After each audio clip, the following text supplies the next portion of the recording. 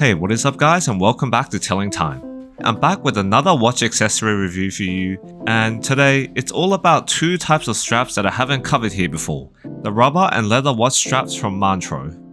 Montreux reached out to me for this review and have sent me these straps, saying that I didn't need to send them back, but as always, I'll give my honest, unfiltered review on them.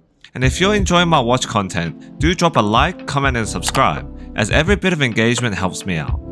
But without further ado, let's get into it.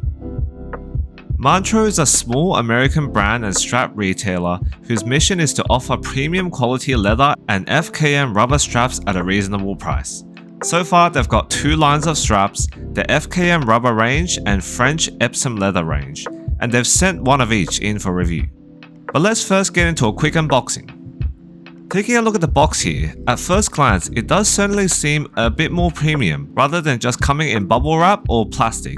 It actually comes in a box with the big Montreux logo at the front.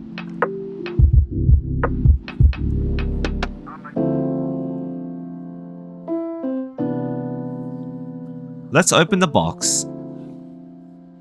And inside you see the Montreux straps fitted nicely into this foam cutout.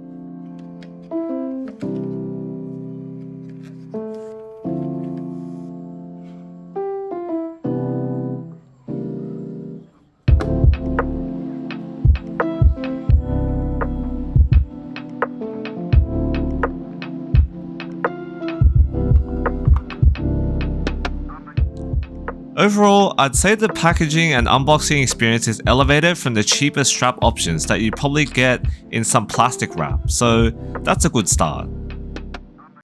So starting with the 20mm black FKM rubber strap here on my SNE 583 diver, it certainly looks the part. The strap is very soft and supple in hand and it has great articulation. The FKM rubber material is supposed to be more durable and soft and collect less lint. It also has a nice matte finish and feels super sleek and smooth.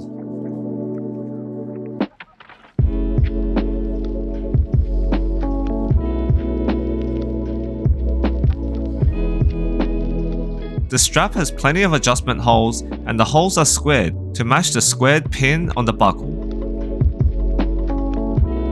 And it also has two adjustable keepers on the side here. Onto the buckle, it's a very robust buckle, nicely machined and finished with a matte finish and the Montreux logo.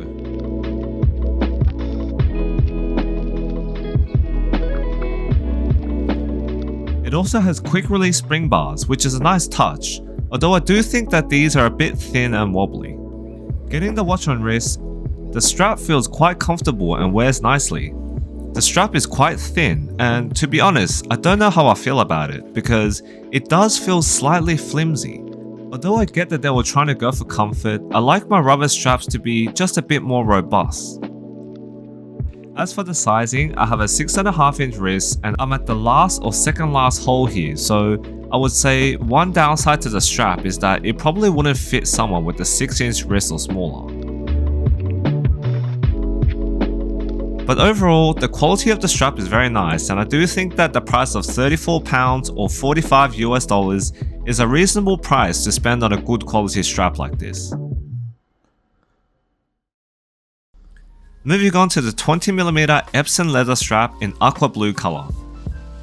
I've decided to pair it with my Dan Henry 1962 for a summery feel, and I gotta say, although it isn't my personal preference, it does look quite striking.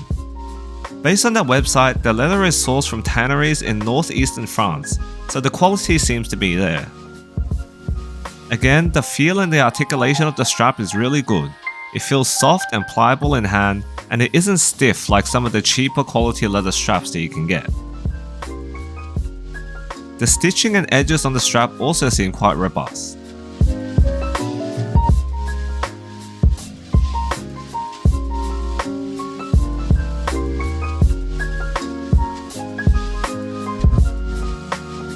This leather strap has one free and one fixed keeper, and the same robust pin and buckle as the rubber strap. The strap also comes with quick release spring bars similar to the rubber ones, but these spring bars do seem a bit more solid and less fragile.